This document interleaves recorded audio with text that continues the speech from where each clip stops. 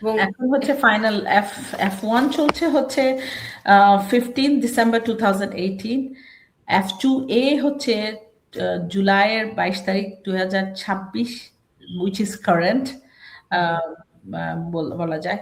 F2B যেটা সেটাতে হচ্ছে জানুয়ারি 2018, জানুয়ারি 1st।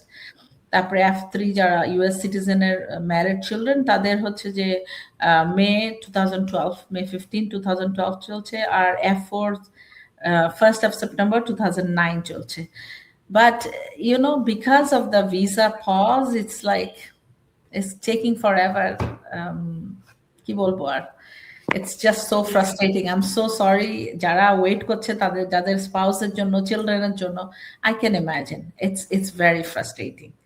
এবং এই visa পজটা we hope they take it out as soon as possible. This is really disgusting. আমরা সেটি আশাই করতে পারি। আমাদের আরো বেশ কজন প্রশ্ন করেছেন, একটু ঝটপটিয়ে আমি প্রশ্নগুলো একটু আপনাকে করি, কারণ আমি অনুষ্ঠানের আপনাকে নিয়ে প্রায় শেষ পর্যায়ে। একজন প্রশ্ন করেছেন, তার স্বামী যুক্তরাষ্ট্রে গ্রিন কার্ড হোল্ডার, তিনি 2024 সালের মে মাসে তার জন্য আবেদন করেছেন, আর কতদিন লাগতে পারে? আপু, গ্রিন কার্ড, আপনার husband green card holder, it's taking time. 2024, এখন 2026, 2 বছর হয়েছে। It's usually approximately take 2.5 to 3 years minimum. আর সিটিজেনদের কতদিন লাগছে? আপু, এখন তো পজের জন্য ভিসা হচ্ছে না, সো আগে তো আমরা দেখেছি 7 months to 1 year, 15 months এর মধ্যে হয়েছে সিটিজেনদের, but right now everything is pause. আমাদের আরো একটি দুটি প্রশ্ন নিয়ে নিতে হবে। একজন প্রশ্ন করেছেন আক্তার, উনি গ্রিন কার্ড হোল্ডার এবং হাজবেন্ড বাংলাদেশ থেকে ওনার জন্য অ্যাপ্লাই করেছে, 2 বছর হলো, এবং তাড়াতাড়ি কিভাবে আনা যায় তিনি একটু জানতে চেয়েছেন। It's very difficult তাড়াতাড়ি আনাটা immigrant ভিসাতে।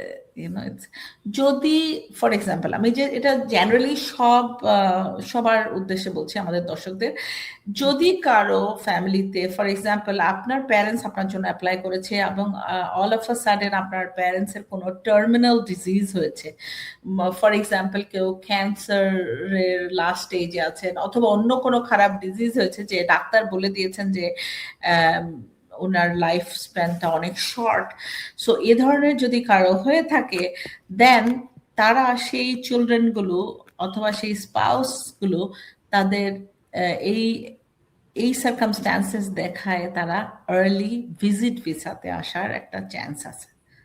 This is very slim. If you have a genuine case, if you can provide supporting evidence again, এসবে ডাক্তারের রিপোর্ট এবং ডাক্তাররা এখানে হসপিটালের রেকর্ড, অল দিস যদি দেওয়া হয়, এম্বাসি কনসিডার করে। এবং আমরা অনেকগুলো কেস করেছি এবং সো ফার কোনো কেসে হয়নি, নিরাশ হয়নি। আমাদের আরেকজন প্রশ্ন করেছেন খান, তিনি প্রশ্ন করেছেন যাদের ইন্টারভিউ হয়ে গেছে এবং ভিসা পজের জন্য অপেক্ষা করছেন, ভিসা পজ উঠে গেলে তাদের আর কতদিন লাগতে পারে? ফেব্রুয়ারিতে তিনি ইন্টারভিউ দিয়েছেন। আমি আশা করছি যে ভিসা পজ উঠে যাওয়ার সাথে সাথে তারা অনেক এফিশিয়েন্টলি এবং তাড়াতাড়ি কাজ করবে এম্বাসি। আমার ধারণা embassy may just stamp your passport and give immediately.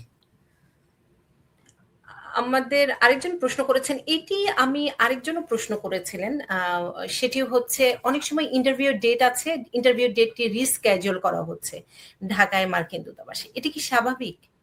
জি, স্বাভাবিক। অনেক সময় তারা ওভার বুক করে ফেলে এবং সেটাকে ডাবল বুকিং যখন তারা করে ফেলে, সামটাইমস একজনকে তারা রিস্কেডিউল করে, অথবা তারা দেখে যে আপনার যে ডকুমেন্টারি যেটা আপনি সাবমিট করেছেন সেখানে হয়তো কোনো সমস্যা আছে, তারা they want to give you more time so that you can fix, or তারা আপনার কাছে চাইবে যে this is this we want, so you give it to us.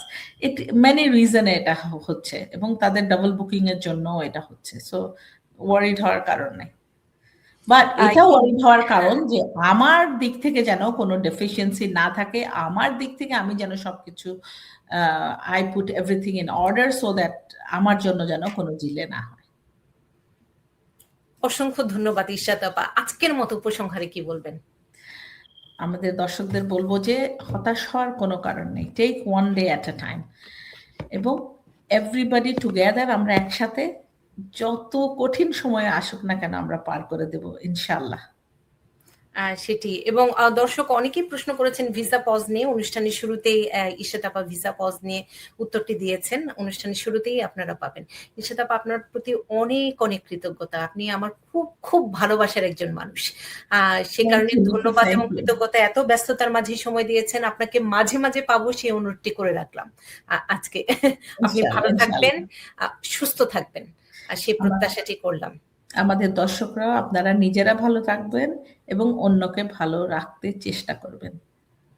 মোটেও হতাশ হবেন না। Always be hopeful. There is always a light behind the tunnel. Always there is a light.